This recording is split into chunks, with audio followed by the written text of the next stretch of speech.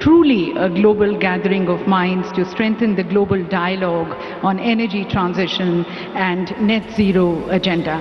And also at the same time towards fostering ties and partnerships for ideas, innovations and investments for the future energy landscape. So as we open the doors to this global dialogue, at the very onset, I would like to request our host minister, our Honorable Union Minister of Petroleum and Natural Gas, Shri Hardeep Singh Puri ji, for his welcome remarks.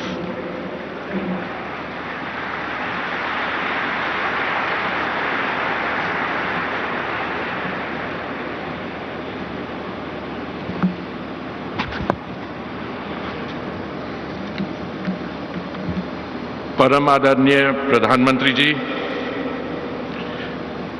महामहिम राज्यपाल माननीय थावरचंद गहलोत जी, माननीय मुख्यमंत्री जी,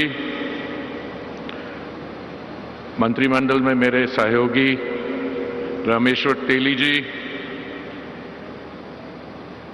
excellencies, captains from the global oil and gas companies, pioneers of the green energy transition, friends in the media, ladies and gentlemen.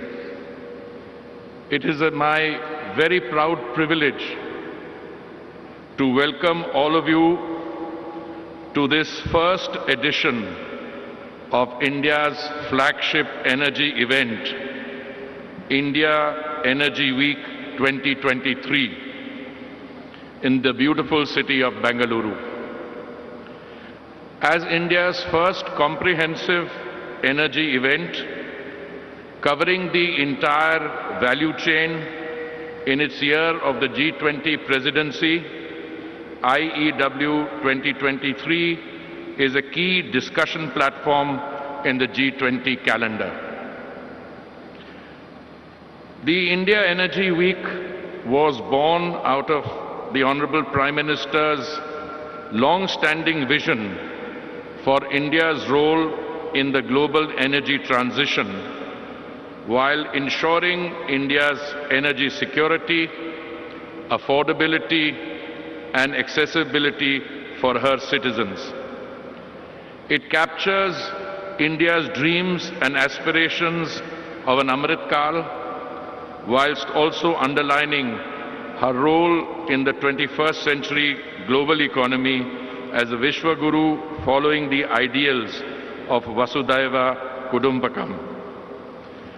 IEW 2023 comes at a watershed in the global energy landscape, and it will devise solutions to solve the global energy quadrilemma of energy access, affordability and availability, with security at its pivot, and devise solutions for the future global energy transition. Friends and colleagues, last year marked a tumultuous period in energy prices globally. This created global challenges to development and sparked uncontrolled inflationary and recessionary fears. The World Bank has estimated that this year global growth will decelerate to 1.7%, the third weakest in nearly 3 decades. More than 60 million people visit the petrol pump in India on a daily basis. A nation of 1.4 billion plus has to be insulated against the global price rise so that energy is accessible at affordable cost. This is the primary focus of India's energy needs. India has already pledged to become net zero in emissions by 2070 and cut down the emissions by 1 billion tons by the end of 2030. These commitments come despite India's historical contribution to global emissions since 1890 is about 4%, despite being the fifth largest economy and home to 17% of the world's population, and despite India's per capita emissions ranking the lowest amongst the G20 countries and about half of the global average. Against this backdrop, India has carved out an energy agenda which is inclusive, market-based, and climate-sensitive. We continue to underscore the importance of oil and gas, yet our commitment to climate change mitigation goals remains unabated and undiluted. We remain focused on energy efficiencies, laying impetus on fuels of the future, including biofuels and hydrogen, and increasing the use of renewable energies, etc. At the same time, we are taking transformative steps to increase domestic exploration and production of traditional hydrocarbons. In today's plenary, we are also witnessing, or we will be witness, to the launch of 3 landmark initiatives by the Honorable Prime Minister. As per the vision that the Honorable Prime Minister laid out in 2017, a double-burner solar cooktop which can provide green, clean, effective and permanent solution for the cooking needs of the families is being launched today. This has replicability in the countries of the Global South and the rest of the world. Again, in line with the clarion call given by the Honorable Prime Minister to phase out single-use plastic items, we are launching the largest initiative in the world to reuse and recycle 100 million PET bottles per year. This also resonates with the global initiative Lifestyle for the Environment movement launched by the Honorable Prime Minister. These PET bottles will be converted into cloth for the frontline workers of the oil marketing companies and non-combat uniforms for the armed forces and other institutions and retail sales. The Honorable Prime Minister had set for us a target of 10% ethanol blending by the end of November 2022. We achieved this 5 months prior to the target. Equally, the Prime Minister had originally set 2030 for India to achieve 20% biofuel blending.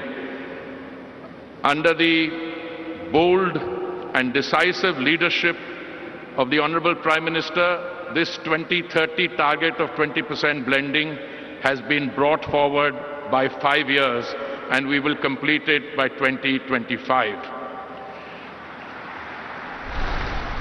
We had also planned to launch an E20 blended biofuel by April of 2023, and I'm very pleased to inform you that today the Honorable Prime Minister will be launching an E20 blended fuel which will be available in select petrol pumps in the country on a pilot project basis 2 months, well 2.5 months ahead of the target April 2023 launch. The Honorable Prime Minister will also be launching a green mobility rally which will showcase various types of vehicles capable of having E20, E85, hydrogen fuel, CNG and other new age fuels. As a country on a fast trajectory of economic growth, India is projected to witness the largest increase in energy demand of any country over the next 2 decades, accounting to close to 28% of incremental global growth in energy demand. Green growth has been highlighted as one of the Saptarishi or 7 priorities for the country in the latest budget. Not only have generous provisions been made for this, but also for other related activities to cover the manufacture of catalyzers and other requirements in the production of green hydrogen. Excellencies, India Energy Week 2023 therefore comes at an apt time and provide a unique platform to strengthen dialogue and cross-regional knowledge sharing on the future of the energy landscape at a time when the volatility, uncertainty and energy security in the energy business is dominating our discussion. This year's theme, Growth, Collaboration, Transition, is apt as it underscores the need for us to collaborate and grow together. We seek to imbibe the true spirit of innovation. Achieving the net zero goal requires global coordination and access to skills, technology and global financing. Excellencies, ladies and gentlemen, I am confident that India Week will provide an unrivaled global networking platform for all of you, where key priorities will be set and new partnerships will be forged. I wish you the best of in your discussion and engagements and look forward to fruitful outcomes. Thank you. Jai Hind.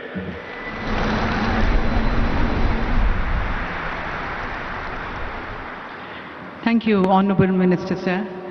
And ladies and gentlemen, the India Energy Week 2023 is happening in a city which is known as the Silicon Valley of India, a city which is known for its ideas, its innovation for startups and entrepreneurs, especially in the energy sector. और मंच पर हमारे साथ मेज़बान राज्य के माननीय governor साहब श्री थावरचंद गहलोत जी हैं, साथ साथ यशस्वी मुख्यमंत्री श्री बसवराज बोम्मई जी हैं। तो मैं मेज़बान राज्य कर्नाटक के माननीय मुख्यमंत्री श्री बसवराज बोम्मई जी को अब आमंत्रित करती हूं इस सम्मानित सभागार को संबोधित करने के लिए। Inviting the honourable chief minister Shri Basavaraj Bommai ji.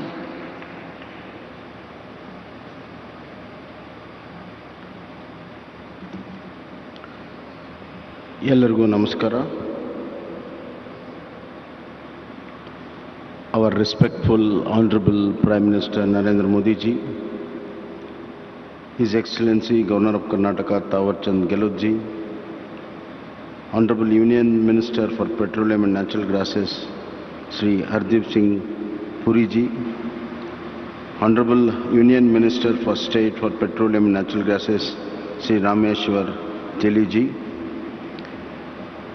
all His Excellencies, CEOs of the company, all the delegates, ladies and gentlemen, and my press friends. At the outset, I thank the Honorable Prime Minister Narendra Modi ji and Honorable Union Minister of Petroleum Puri ji for hosting India Energy Week in Bengaluru in my state. And rightly so, the highest number of power research capabilities which the state has. So I once again thank the Honorable Prime Minister. Things are changing in every aspect of life. Post-COVID, the dimensions, definitions of life has changed. And rightly so, our Honorable Prime Minister has set new goals, new milestones, and new orientation too. He has been a very successful as a Chief Minister of Gujarat by bringing a revolutionary change in power production, supplies and distribution. With that rich experience, he has changed the power sector of the country. This is a paradigm shift on the priorities. Therefore, we have the experience of the Honorable Prime Minister, and we are facing the new challenges. The whole world in its effort for a net zero is a very big challenge, and our Honorable Prime Minister has set a goal for 2046 net zero Indian power production.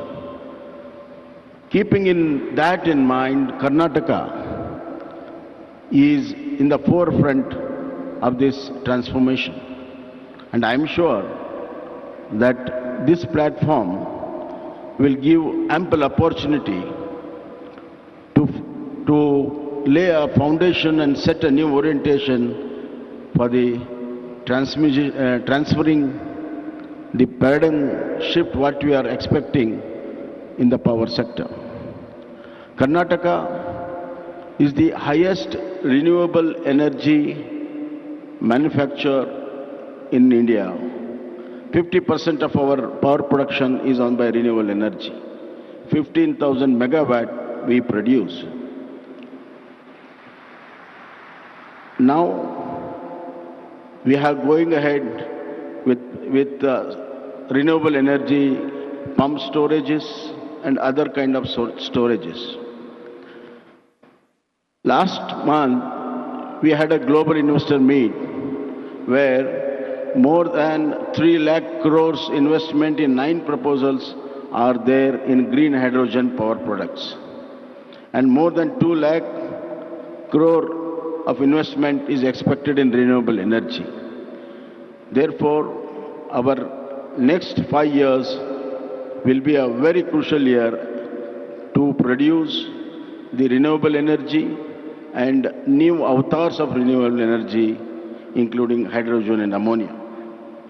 Secondly, sir, we are the highest R&D in electrical vehicles as well as highest EV passenger vehicles are in the country.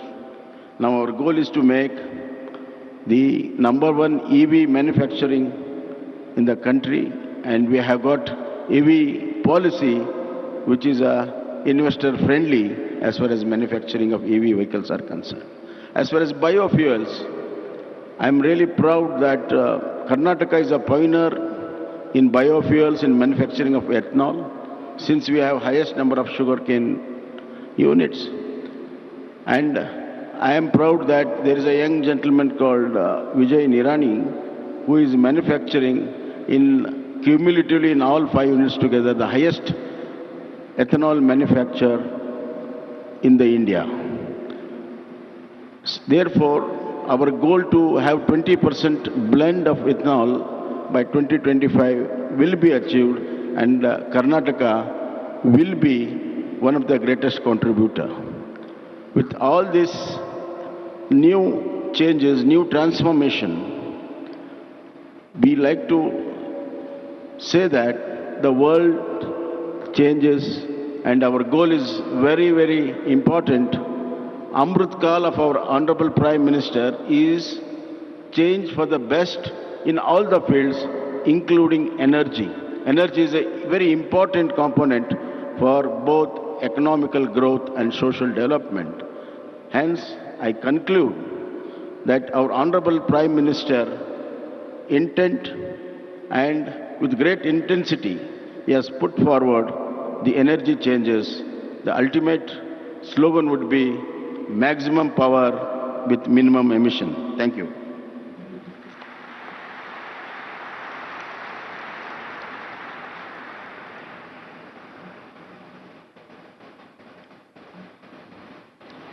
Thank you, Honorable Chief Minister, sir. And ladies and gentlemen, in the very spirit of growth, collaboration and transition, which is the theme of the India Energy Week 2023, India, under the dynamic leadership of Honorable Prime Minister, is taking all the right moves towards moving to a more cleaner and greener energy. And as was mentioned by our Honorable Minister, today we are going to be witnessing the launch of 3 landmark green initiatives at the hands of the Honorable Prime Minister. We bring you greater insights into these green initiatives which are going to be launched today, and also the progressive vision of our Honorable Prime Minister through a short film. If you can play the film, please.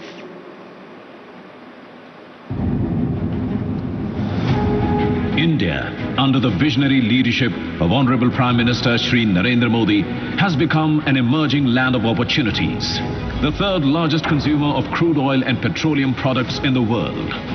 Committed to the target of renewable footprint and decarbonization by 2030, as resolved by our Prime Minister Shri Narendra Modi at COP26. आज Bharat installed renewable energy capacity में विश्व में 4थे number पर है। बीते 7 वर्षों में भारत की नॉन फॉसिल फ्यूल एनर्जी में 25% से ज्यादा की वृद्धि हुई है और अब ये हमारे एनर्जी मिक्स का 40% पहुंच गया है। The Government of India, under the able guidance of the Honorable Prime Minister, is scaling up avenues of utilizing renewable energy for achieving energy independence and has targeted about 450 gigawatt of installed renewable energy capacity by 2030.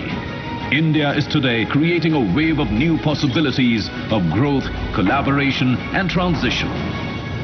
Transitioning into new age biofuels, India is further securing its energy security, and the government is supporting advanced biofuel projects through the Pradhan Mantri Jeevan Yojana with cumulative financial assistance of approximately 25,000 crore. Domestically produced ethanol has been identified by the country as a potential opportunity to reduce reliance on oil imports. India is all set to achieve the target of 20% blending by 2025, which was advanced from the original target of 2030. Achieving the 20% ethanol blending target will result in forex savings of more than nearly 54,000 crore per annum. The Government of India is striving to increase farmers' income, and one key contributor to it is ethanol blending, which will increase the farmers' cumulative income by over 49,000 crore per annum. To further this vision, oil marketing companies are setting up 2G, 3G ethanol plants with total investment of 8,000 crore per annum. PM Shri Narendra Modi ji has called for a ban on single-use plastic. Inspired by his clarion call, Indian Oil, one of the energy majors of the country, has ventured into recycling PET bottles and converting it into yarn. More than 10 lakh uniforms of oil marketing companies will be weaved with the polyester made from the recycled yarn. And further, armed forces and other institutions for their non-combat uniforms are also adopting this raw material for their production. This green initiative, unbottled towards a greener future, will result in recycling of 10 crore PET bottles per year. एक क्षेत्र ऐसा है जो शायद बहुत बड़ा revolution ला सकता है। लोग अपने घर में सोलार एनर्जी से चूल्हा चलाएंगे जिस पर हर प्रकार की रसोई हो सके। Following the vision of Honorable Prime Minister of providing clean cooking fuel across the nation, Indian Oil is introducing an indoor solar cooking system designed, developed and patented by Indian Oil. A stationary indoor cooking solution capable of catering to the cooking needs of Indian households. Today at India Energy Week 2023, Honorable Prime Minister Shri Narendra Modi ji dedicates the double burner solar cooktop to the nation, launches Unbottled Towards a Greener Future initiative, and flags off vehicles running on energy efficient fuel to mark the launch of ethanol E20 grade fuel, which will be available in select cities of the country. India Energy Week 2023. Growth, collaboration, transition. तो TV सज्जनों, आपने देखा कि अब recycle पेट bottle से बनेंगे sustainable garments, और ये इंडियन ऑयल की हरित पहल है। सस्टेनेबिलिटी की दिशा में आगे बढ़ते हुए इंडियन ऑयल ने सर्कुलर इकोनॉमी में योगदानकर्ता के रूप में प्लास्टिक न्यूट्रलिटी को अपनाया है, और इसी के तहत ऑयल मार्केटिंग कंपनीज के कस्टमर सर्विस अटेंडेंट्स की वर्दी के अलावा अन्य संस्थाओं के लिए भी कपड़ा बनाया जाएगा। रिसाइकल पॉलिएस्टर को कपास के साथ मिलाकर उसकी तरफ कपड़ा तैयार किया जाएगा। आपको ये भी बताना चाहेंगे कि प्रत्येक वर्दी के लिए कुछ 28 यूज्ड पेट बॉटल्स रिसाइकलिंग उनकी की जाती है और तब वो कपड़ा तैयार किया जाता है। और हमारे साथ chairman Indian oil corporation limited हैं, उनकी पूरी टीम को शुभकामनाएं देते हुए उन्हें मैं अब मंच पर आमंत्रित करती हूं, श्री श्रीकांत माधव वैद्या जी को, और उनसे निवेदन है कि वे माननीय प्रधानमंत्री जी को इस रिसाइकल पेट बॉटल से बने पेटा और जैकेट प्रधानमंत्री जी को भेंट करें।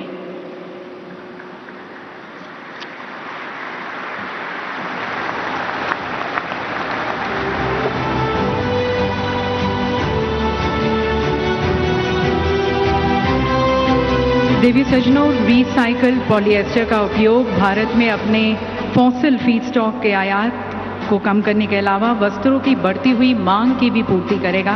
पेट बोतलों के रिसाइकलिंग का महत्व पर्यावरण संरक्षण में भी है, क्योंकि इसके उत्पादन के लिए फॉसिल फीडस्टॉक से निर्मित पॉलिएस्टर की तुलना में लगभग 59% कम ऊर्जा की आवश्यकता होती है और इसमें लगभग 79% कम कार्बन फुटप्रिंट है। और अब हमारा अगला इनिशिएटिव थर्मल बैटरी से चलने वाला यूज़र फ्रेंडली और एनवायरनमेंट फ्रेंडली सोलर कुकटॉप। जी हाँ देवी सज्जनों, ये बहुत ही विशेष सोलर कुकर है और सूर्य के चमकने पर ये सोलर मोड में काम करता है और जब धूप कम है, ये धूप नहीं है, तब ये हाइब्रिड मोड में इलेक्ट्रिक ग्रिड के माध्यम से काम करता है। और जैसा कि आपने वीडियो में भी देखा और सुना कि इसकी एक और यूनिकनेस है कि आप इस पर दिन में या रात में किसी भी मौसम में और किसी भी प्रकार का खाना बना सकते हैं। तो मैं एक बार पुनः माननीय प्रधानमंत्री जी से निवेदन करती हूँ कि कृपया आप रिमोट का बटन दबाकर इंडियन ऑयल द्वारा विकसित twin cooktop indoor solar cooker का लोकार्पण करें।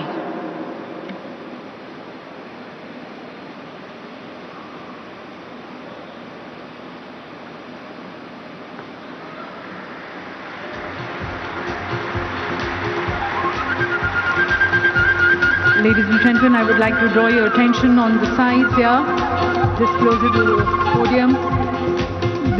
We have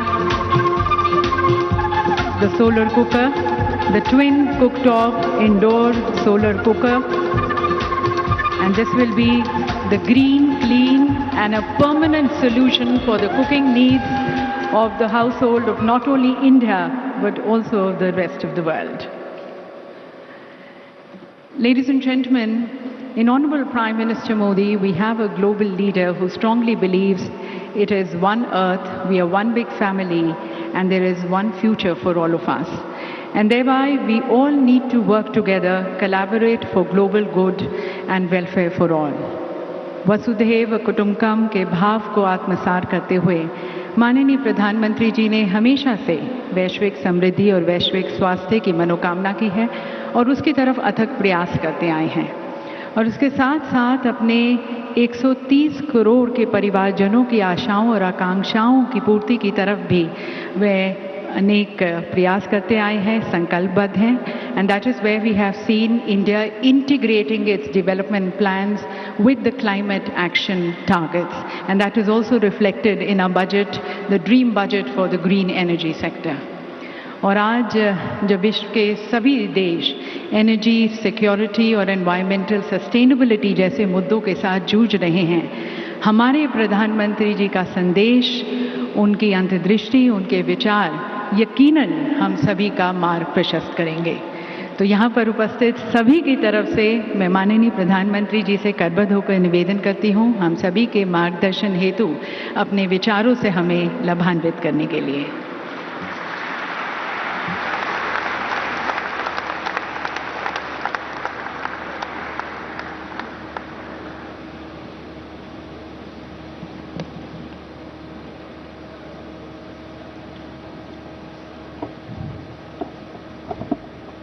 कर्नाटका के मुख्यमंत्री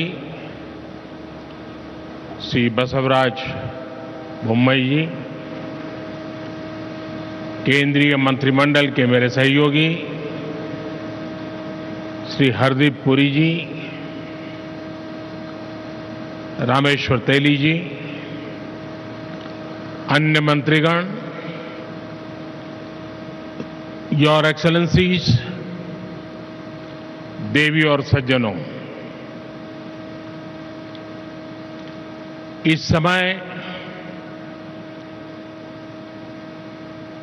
तुर्की में आए विनाशकारी भूकंप पर हम सभी की दृष्टि लगी हुई है। बहुत से लोगों की दुखद मृत्यु और बहुत नुकसान की खबरें हैं। तुर्की के आसपास के देशों में भी नुकसान की आशंका है। भारत के 140 करोड़ लोगों की संवेदनाएं सभी भूकंप पीड़ितों के साथ है। भारत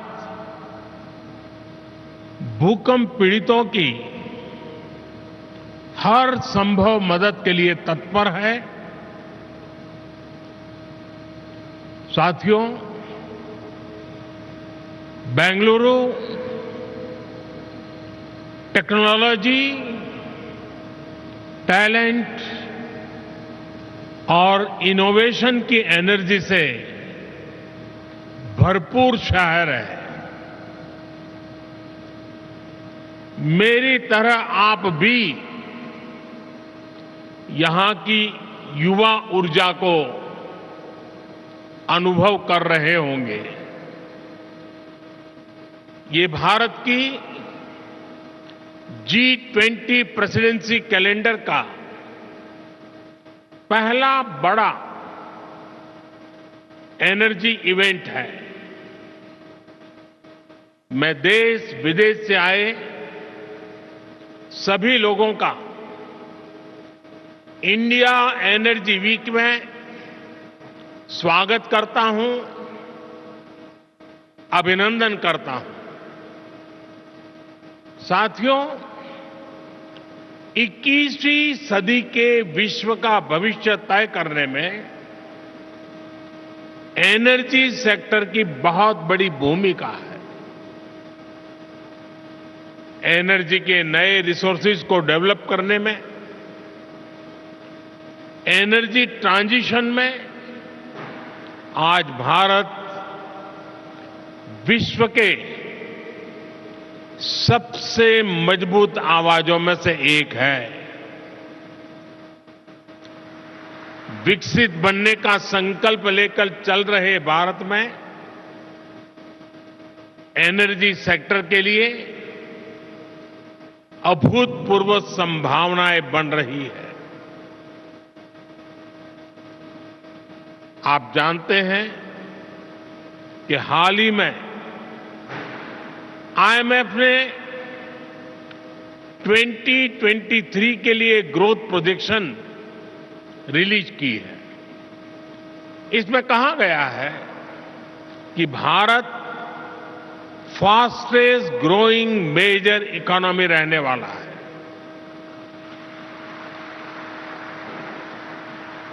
महामारी और युद्ध के प्रभाव के बावजूद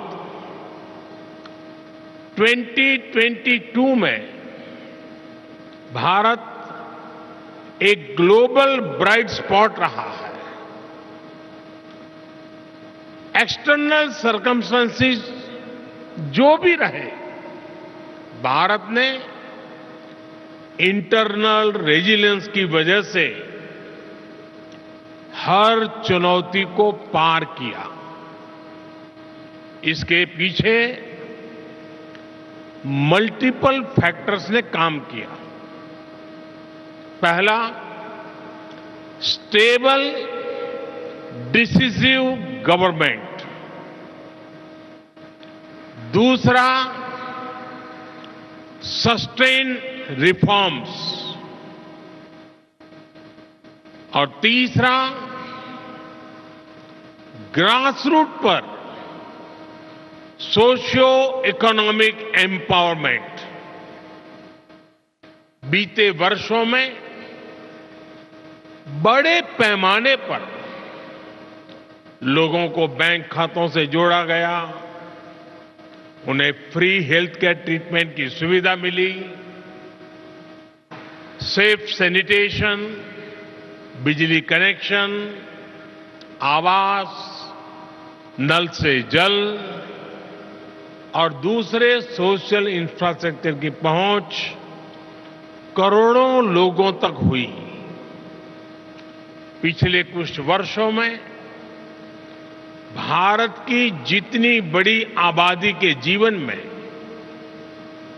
ये बदलाव आया है, वो कई विकसित देशों की जनसंख्या से भी ज्यादा है। इससे करोड़ों गरीबों को गरीबी से बाहर निकालने में मदद मिली है। आज करोड़ों लोग गरीबी से निकलकर मिडिल क्लास के स्तर तक पहुंच रहे हैं।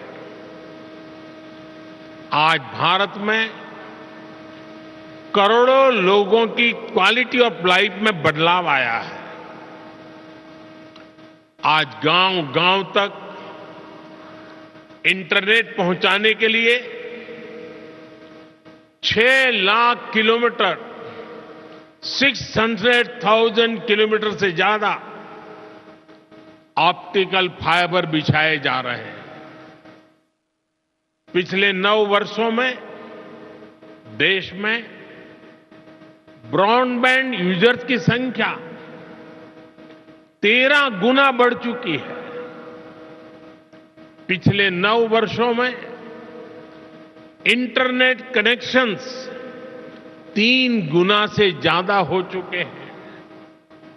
आज रूरल इंटरनेट यूजर्स की संख्या अर्बन यूजर्स की तुलना में ज्यादा तेजी से बढ़ रही है। इसके अलावा भारत दूसरा सबसे बड़ा मोबाइल फोन बनाने वाला देश बन चुका है। इससे भारत में दुनिया का सबसे बड़ा एस्पिरेशनल क्लास तैयार हुआ है। भारत के लोग चाहते हैं कि उन्हें बेटर प्रोडक्ट्स, बेटर सर्विसेज और बेटर इंफ्रास्ट्रक्चर मिले। भारत के लोगों की आकांक्षाओं को पूरा करने के लिए एनर्जी बहुत बड़ा फैक्टर है। इंडस्ट्रीज से लेकर के ऑफिसेज तक, फैक्ट्रीज से लेकर के घरों तक भारत में एनर्जी की जरूरत, एनर्जी की मांग बढ़ती ही जा रही है। भारत में जिस तेजी से विकास हो रहा है, उसे देखते हुए ये माना जा रहा है कि आने वाले वर्षों में भारत में अनेक नए शहर बनने वाले हैं। इंटरनेशनल एनर्जी एसोसिएशन ने भी कहा है कि भारत इस दशक में भारत की एनर्जी डिमांड दुनिया में सबसे ज्यादा होगी और यहीं पर आप सभी इन्वेस्टर्स के लिए, एनर्जी सेक्टर के स्टेक होल्डर्स के लिए भारत नई अपॉर्चुनिटीज लेकर के आया है। आज ग्लोबल ऑयल डिमांड में भारत की हिस्सेदारी 5% के आसपास है, लेकिन इसके 11% तक पहुंचने की उम्मीद है। भारत की गैस डिमांड तो 500% तक बढ़ने का अनुमान है। हमारा विस्तार ले रहा एनर्जी सेक्टर भारत में इन्वेस्टमेंट और कोलैबोरेशन के नए अवसर बना रहा है। फ्रेंड्स, एनर्जी सेक्टर को लेकर भारत की स्ट्रेटेजी के 4 मेजर वर्टिकल्स हैं। पहला, डोमेस्टिक एक्सप्लोरेशन और प्रोडक्शन को बढ़ाना। दूसरा, सप्लाईज को डाइवर्सिफिकेशन। तीसरा, बायोफ्यूल्स, इथेनॉल, कंप्रेस्ड बायोगैस और सोलार जैसे ऑल्टरनेटिव एनर्जी सोर्सेज का विस्तार। और चौथा, इलेक्ट्रिक व्हीकल और हाइड्रोजन के जरिए डीकार्बनाइजेशन। इन चारों ही दिशाओं में भारत तेजी से काम कर रहा है। मैं आपके बीच इसके कुछ एस्पेक्ट्स पर और विस्तार से बात करना चाहूंगा। साथियों, आप जानते हैं कि भारत दुनिया में चौथी सबसे बड़ी रिफाइनिंग कैपेसिटी वाला देश है। भारत की वर्तमान क्षमता करीब 250 MMTPA की है, जिसे बढ़ाकर 450 MMTPA करने के लिए तेजी से काम हो रहा है। हम अपनी रिफाइनिंग इंडस्ट्री को लगातार इंडिजीनियस, मॉडर्नाइज और अपग्रेड कर रहे हैं। हम अपनी पेट्रोकेमिकल प्रोडक्शन कैपेसिटी को बढ़ाने की दिशा में भी बहुत तेजी से काम कर रहे हैं। भारत के रिच टेक्नोलॉजी पोटेंशियल और ग्रोइंग स्टार्टअप इकोसिस्टम का उपयोग करके आप सभी अपने एनर्जी लैंडस्केप का विस्तार कर सकते हैं। साथियों, हम 2030 तक अपने एनर्जी मिक्स में नेचुरल गैस कंजम्पशन को बढ़ाने के लिए भी मिशन मोड पर काम कर रहे हैं। इसे 6% से बढ़ाकर 15% करने का लक्ष्य तय किया गया है। हमारा वन नेशन वन ग्रिड ये विजन इसके लिए सभी जरूरी इंफ्रास्ट्रक्चर उपलब्ध कराएगा। हमारा प्रयास है कि एलएनजी टर्मिनल रीगैसिफिकेशन क्षमता को बढ़ाया जाए। 2014 में हमारी क्षमता 21 MMTPA की थी, जो 2022 में करीब दोगुनी हो गई है। इसे और बढ़ाने के लिए काम जारी है। भारत में 2014 के मुकाबले सीजीडी की संख्या भी 9% हो चुकी है और 9 गुना बढ़ चुकी है। 9 गुना, 9 टाइम। हमारे यहां 2014 में सीएनजी स्टेशन भी 900 के आसपास थे। अब इनकी संख्या भी बढ़कर 5000 तक पहुंच रही है। हम गैस पाइपलाइन नेटवर्क की लंबाई बढ़ाने की दिशा में भी तेजी से काम कर रहे हैं। 2014 में हमारे देश में गैस पाइपलाइन की लंबाई करीब 14,000 किलोमीटर थी। अब ये बढ़कर 22,000 किलोमीटर से ज्यादा हो चुकी है। अगले 4-5 साल में भारत में गैस पाइपलाइन का नेटवर्क 35,000 किलोमीटर तक पहुंच जाएगा। यानी भारत के नेचुरल गैस इंफ्रास्ट्रक्चर में आपके लिए निवेश की बहुत बड़ी संभावनाएं बन रही है। साथियों, आज भारत का जोर डोमेस्टिक एक्सप्लोरेशन और प्रोडक्शन को बढ़ावा देने पर है। ईएनपी सेक्टर ने उन इलाकों में भी अपना इंटरेस्ट दिखाया है जो इनएक्सेसिबल समझे जाते थे। आपकी इन भावनाओं को समझते हुए हमने नो गो एरियाज में कमी की है। इससे 10 lakh square kilometre area no go की पाबंदियों से मुक्त हुआ है।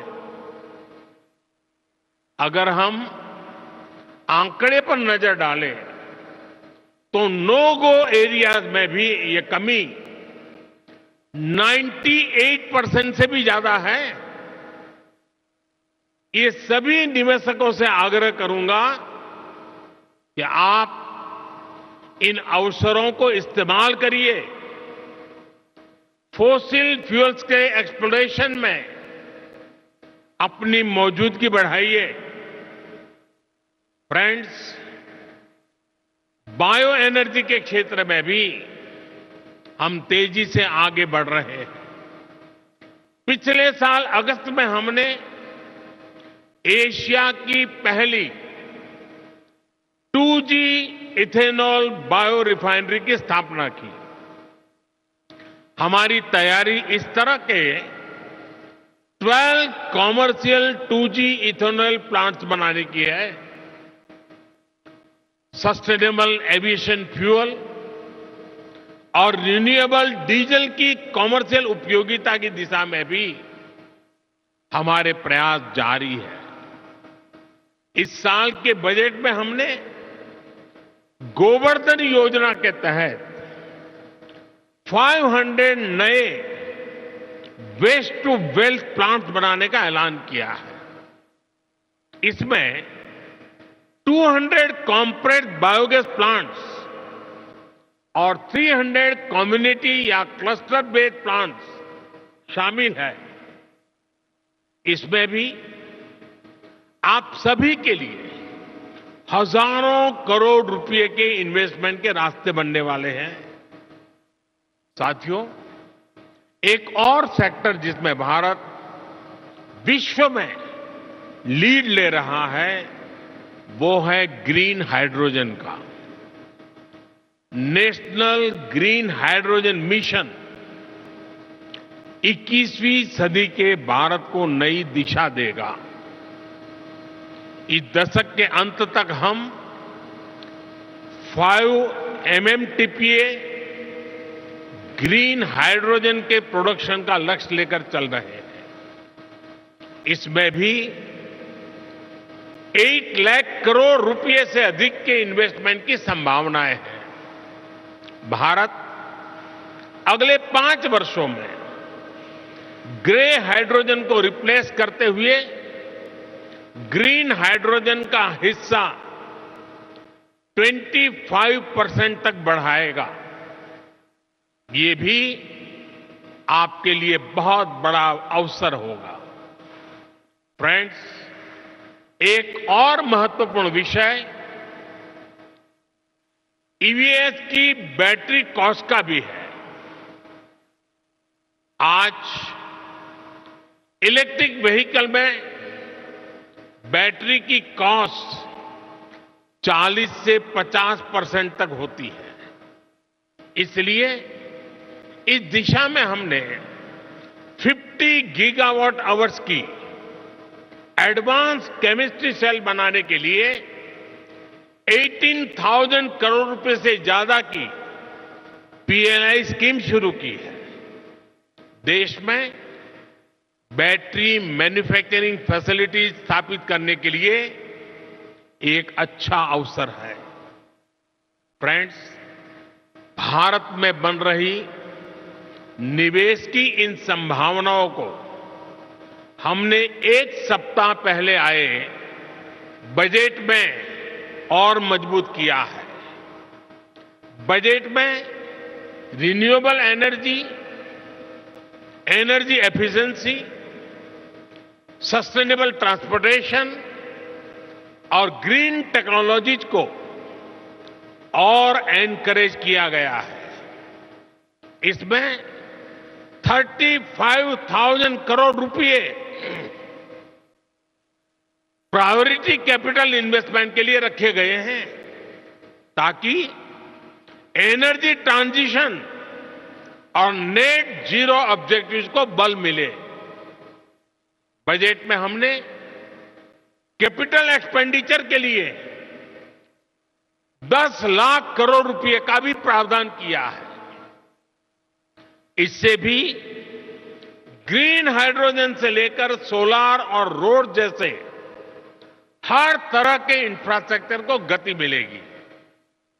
साथियों, 2014 के बाद से ग्रीन एनर्जी को लेकर भारत का कमिटमेंट और भारत के प्रयास पूरी दुनिया को देख रहे हैं।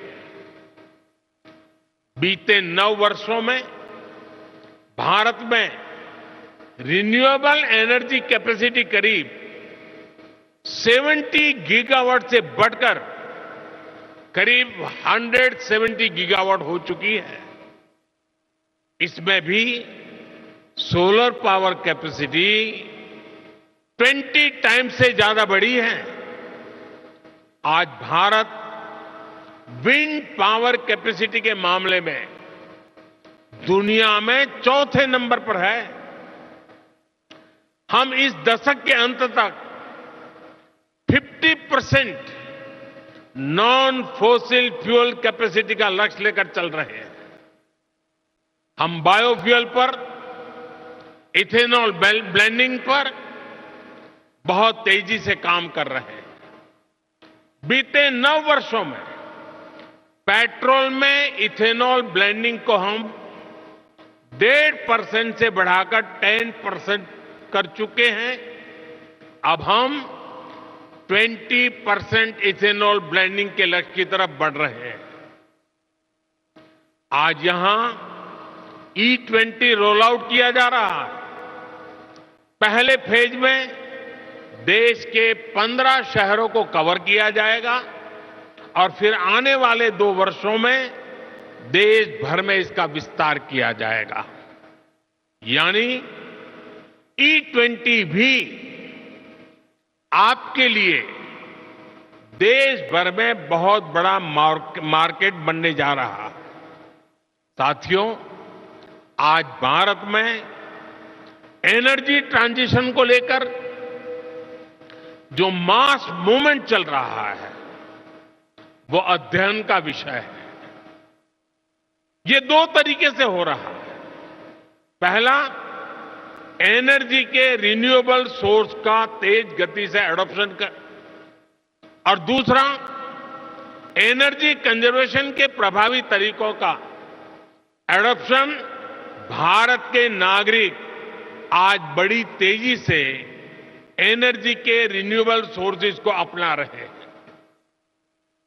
सोलर पावर से चलने वाले घर, सोलर पावर से चलने वाले गांव, सोलर पावर से चलने वाले एयरपोर्ट, सोलर पंप से हो रही खेती, ऐसे अनेक उदाहरण हैं।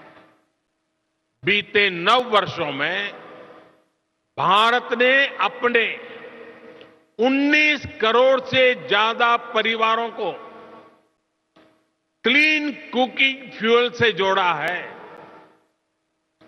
आज जो सोलर कुपटॉप लॉन्च किया गया है वो भारत में ग्रीन और क्लीन कुकिंग को नया आयाम देने जा रहा है। उम्मीद है कि अगले 2-3 साल में ही 3 करोड़ से अधिक घरों में सोलर कुपटॉप की पहुंच बन जाएगी। इससे एक तरह से भारत किचन में क्रांति लाने का काम करेगा। भारत में 25 करोड़ से अधिक परिवार हैं। आप कल्पना कर सकते हैं कि सिर्फ सोलर कुपटॉप से जुड़े निवेश में आपके लिए कितनी संभावनाएं बन रही है। साथियों, भारत के नागरिक एनर्जी कंजर्वेशन के प्रभावी तरीकों की तरफ तेजी से शिफ्ट हो रहे हैं। अब ज्यादातर घरों में स्ट्रीट लाइट्स में एलईडी बल्ब का इस्तेमाल होता है। भारत के घरों में स्मार्ट मीटर लगाए जा रहे हैं। लार्ज स्केल पर सीएनजी और एलएनजी को अपनाया जा रहा है। इलेक्ट्रिक व्हीकल्स की बढ़ती लोकप्रियता इस दिशा में बड़े बदलाव के संकेत दे रहे हैं। साथियों, ग्रीन ग्रोथ की तरफ, एनर्जी ट्रांजिशन की तरफ भारत के बड़े प्रयास हमारी वैल्यूज को भी रिफ्लेक्ट करते हैं। सर्कुलर इकोनॉमी एक तरह से हर भारतीय की जीवन शैली का हिस्सा है। रिड्यूस, रीयूज और रिसाइकल का मंत्र हमारे संस्कारों में रहा है। आज इसका ही एक उदाहरण हमें यहां भी देखने को मिला है। प्लास्टिक की वेस्ट बॉटल्स को रिसाइकल करके जो यूनिफॉर्म बनाई गई है, आपने उसे देखा है। फैशन की दुनिया के लिए, सुंदरता की दुनिया के लिए उसमें कोई कमी नहीं है। हर साल 10 करोड़ ऐसी बॉटल्स की रिसाइकलिंग का लक्ष्य पर्यावरण की रक्षा में बहुत मदद करेगा।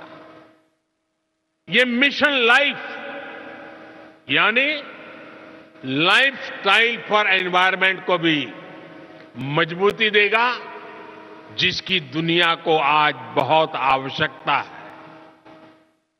इन्हीं संस्कारों पर चलते हुए भारत ने 2070 तक नेट जीरो का टारगेट तय किया है। इंटरनेशनल सोलर अलायंस जैसे प्रयासों से भारत इस सद्भावना को दुनिया में मजबूत करना चाहता है। साथियों, मैं आपका फिर आह्वान करूंगा कि भारत के एनर्जी सेक्टर से जुड़ी हर संभावनाओं को जरूर एक्सप्लोर करें, उससे जुड़े। आज भारत आपके इन्वेस्टमेंट के लिए दुनिया में सबसे उपयुक्त जगह है। इन्हीं शब्दों के साथ आज आप इतनी बड़ी तादाद में यहां आए, एनर्जी ट्रांजिशन वीक के अंदर शरीक हुए। मैं आपका अभिनंदन करता हूं, स्वागत करता हूं और अपनी वाणी को विराम देता हूं। आप सबको बहुत बहुत शुभकामनाएं। धन्यवाद।